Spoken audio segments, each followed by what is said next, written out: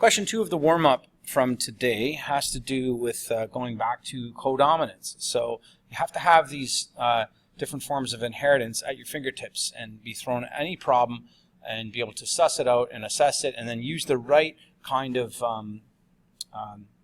labeling for the alleles that goes with that type of inheritance. So like in the last example, we were looking at X-linked. So we have the X with the alleles up in the corner of the X. All right. Now remember, for this case, when we're talking about jets and props, that's codominance because you can have one jet and one prop at the same time. So full expression, full and equal expression of both alleles simultaneously, like we saw in blood typing today, for example, type AB blood. Okay. So the fossil has jets and props, crosses with the fossil with props.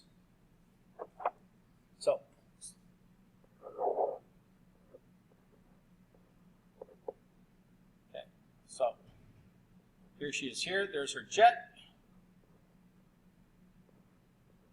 There's her prop. So her genotype right off the hop we know is JP. She crosses with a male.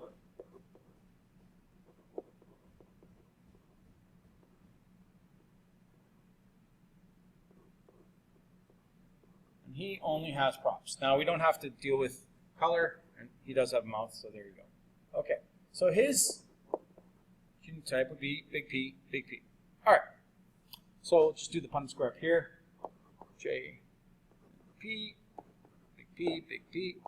Remember with codominance that each allele gets its own letter of whatever that trait or whatever the phenotype is to kind of honor it because it's fully expressed. Unlike in codominance, or sorry, unlike in incomplete dominance, when we have that, big B prime situation going on. And we'll see that in the next question. All right, so that's going to be a jet prop. That'll be a jet prop, prop, and prop. Okay, so quickly, our genotypic ratio then is 1 JP to 1 big P, big P. Phenotypic ratio is 50% jets and props and a 50% chance of props only. Okay, so once we've got this, now we can answer the actual question. So the question was, how many of the offspring? They have 60 offspring. That's a lot of babies. How many of the offspring should have jets, props, and jets and props? Okay, so question number 1. 0 out of 60 can have jets.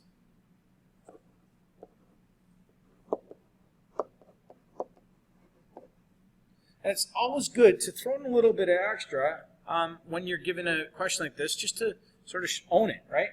Because no big J appeared from this cross.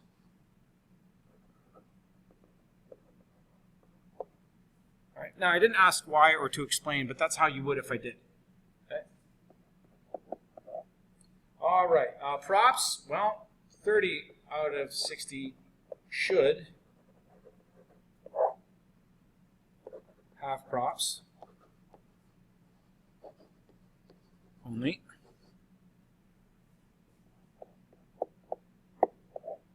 And 30 out of 60 should have jets and props. Okay, and if we recall why that is, it's because every time we have an event occur, it's like drawing poker chips out of the cup, right? So what are our probabilities? And it resets every time. I'm just going to do this one in blue just because. Okay, so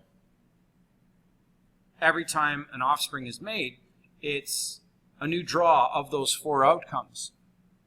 All right, but if we do this 30 times, or 60 times, it's most probable that 30 out of 60 times we're going to draw a red chip or a blue chip. All right, and those chips represent zygotes. It's 30 out of 60 or 50% chance odds that we're going to draw either a black chip or a green chip, in which case we get the same outcome, right? So that's how we do probabilities. Now, it also is possible that we could draw 60 black chips in a row. That's really not probable. And we did a little calculation on that last week.